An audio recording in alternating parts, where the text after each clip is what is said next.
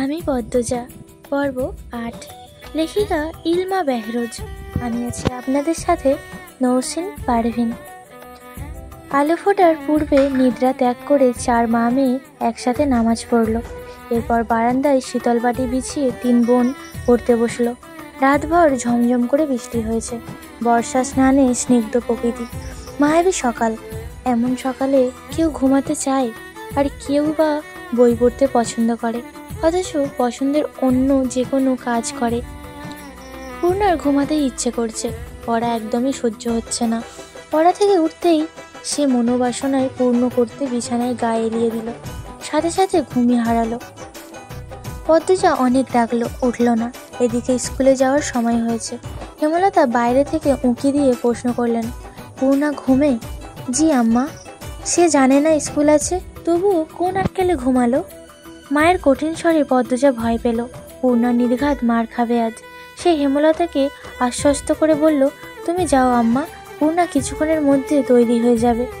হেমলতা জানেন পূর্ণা এত সহজে ঘুম থেকে উঠবে না। অহরহ এমন হয়ে আসছে।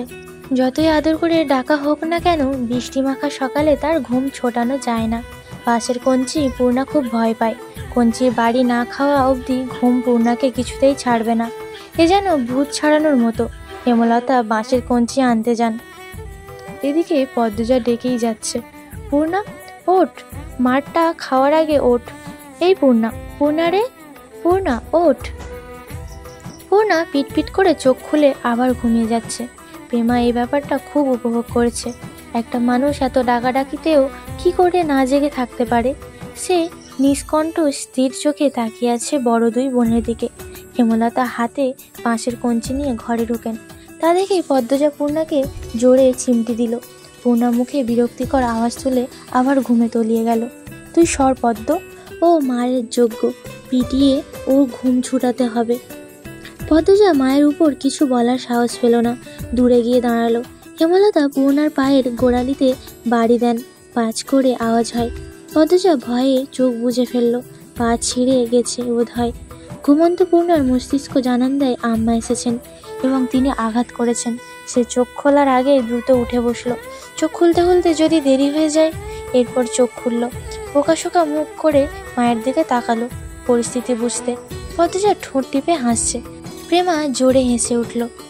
হেমলতা তীক্ষ্ণ চোখে তাকাতেই হাসি থামিয়ে দিল। পূর্ণা ভীতুকণ্ঠে বলল, আর হবে না আম্মা, সে তো প্রতিদিনই বলিস। এমন সময় ঘন মেঘে আকাশ ছেয়ে গেল। পূর্ণা প্রেমা মনে মনে খুব খুশি। আজ আর স্কুলে যেতে হবে না। বাড়ি থেকে 2 ক্রোশ দূরে স্কুল। আম্মা নিশ্চয়ই যেতে না করবেন।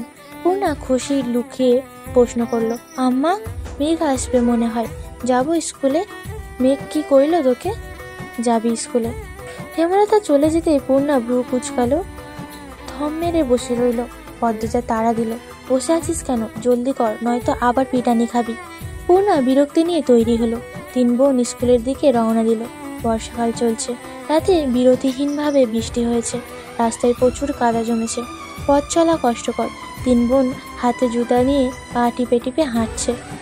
পিছলে পড়ে বই খাতা নষ্ট করার ভয় কাজ করছে মনে। অর্ধেক পথ যেতে না যেতেই আকাশ ভেঙে বৃষ্টি নামলো।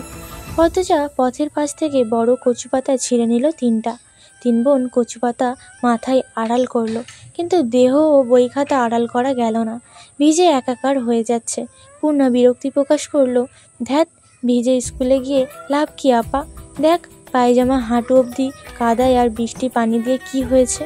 পদ্মজা চিন্তিত ভঙ্গিতে বলল, বুঝতে পারছি না কি করব, স্কুলে যাব নাকি বাড়ি ফিরব? আপা বাড়ি যাই, বলল প্রেমা। পদ্মজা ভাবলো, এরপর 2 বোনকে বলল, ভিজে তো কতবারই গেলাম, আজই যাই, সমস্যা কি? অগাধ স্কুলে যেতে হলো।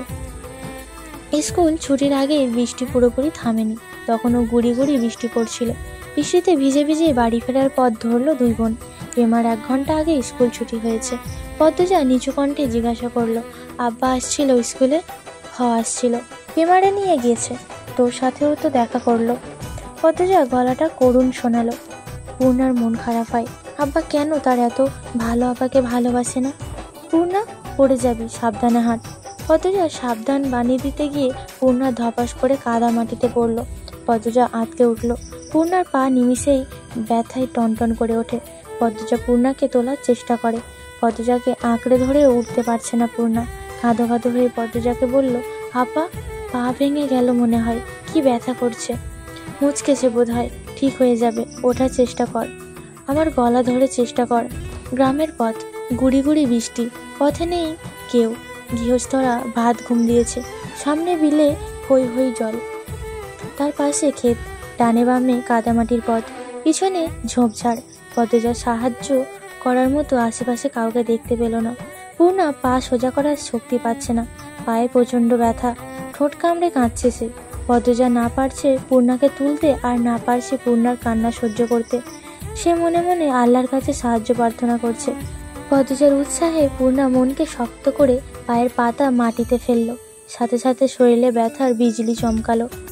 আবারে পারছি না, আমার পা শেষ, মরে যাব আমি।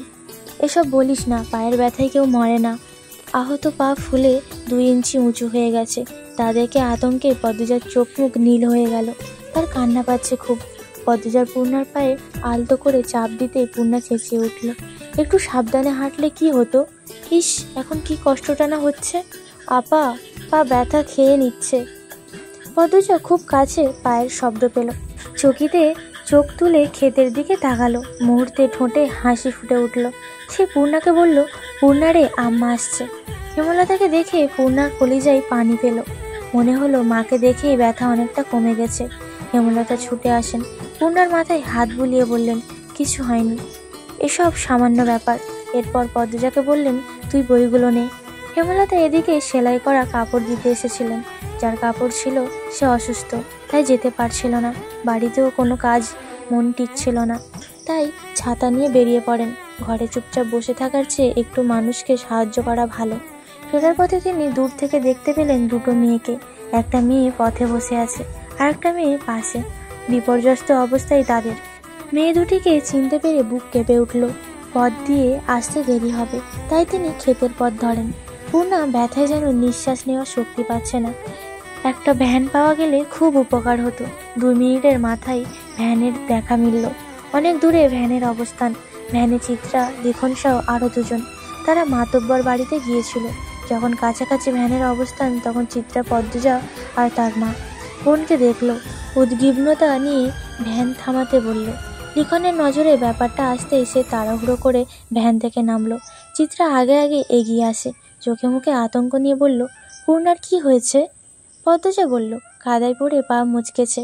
হেমলতা, চিত্রা, পদ্মজা এবং পূর্ণাকে তুলে দিয়ে লিখন সহ বাকি 2 জন সহকর্মী ভ্যান ছেড়ে দিল। তারা হেঁটে ফিরবে। পা ব্যথা অনেকটা কম লাগছে। 2টি বালিশের উপর পা রাখা। ব্রেস নেই বিধায় ব্রেসের মতোই কাপড় বেঁধে দিয়েছেন হেমলতা। যা ব্যথা পেয়েছে কদিন বোধ হয় স্বাভাবিকভাবে হাঁটতেই পারবে না। হেমলতা মুখে তুলে খাইয়ে দিলেন। এরপর বললেন, এবার খুশি? স্কুলে যেতে হবে না, কাজ করতে হবে না, সকালে উঠে পড়তে বসতে হবে না। পূর্ণা রাজ্যের দুঃখ নিয়ে বলল, সবই ঠিক আছে, কিন্তু এখন আমি টিভি দেখতে যাব কি করে? কোনো সাড়া না পেয়ে পূর্ণা বুঝতে পারল সে মুখ ফুসকে ভুল জায়গায় ভুল কথা বলে ফেলেছে। সে বিব্রত হয়ে উঠল, ঢোক গিলল। এরপর কাঁচুমাচু হয়ে মিইয়ে যাওয়ার গলায় বলল, মোটেও খুশি হয়নি। বিকেলে মগা এসে জানালো মুন্নার বাপ খুন হয়েছে। কথাটি শোনার সাথে সাথে উপস্থিত সকলের মাথায় যেন বজ্রপাত পড়ল। পঙ্গু, ভিক্ষুক, অসহায় মানুষটাকে কে মারল? এমন মানুষের শত্রু থাকে? এমনই শত্রু যে একদম মেরে ফেললো?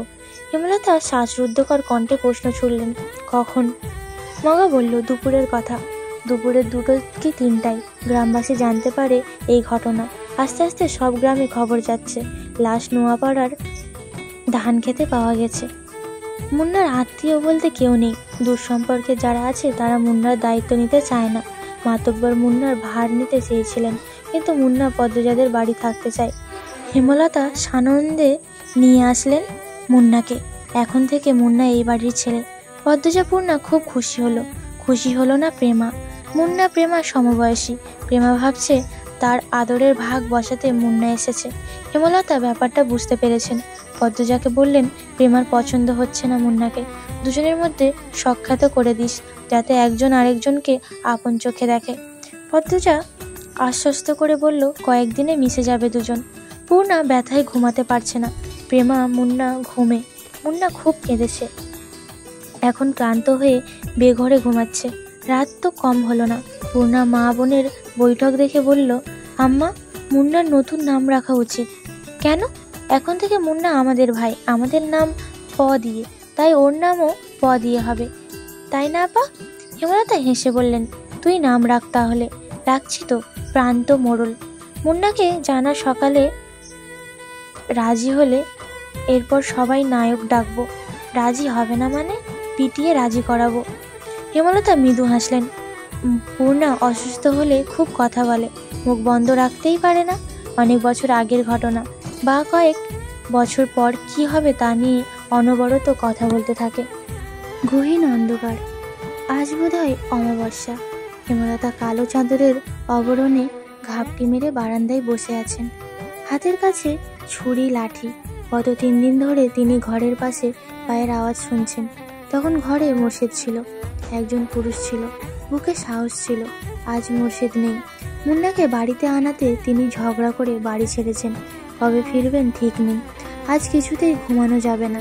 হাতে নাতে সন্দেহকারীকে ধরে এই বিপদ থেকে মুক্ত হতে হবে। কিন্তু অনেকক্ষণ হলো কেউ আসছে না।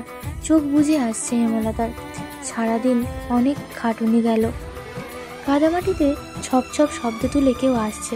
হেমলতা সতর্ক হয়ে উঠলেন। শক্ত হাতে লাঠি ও ছুরি ধরেন।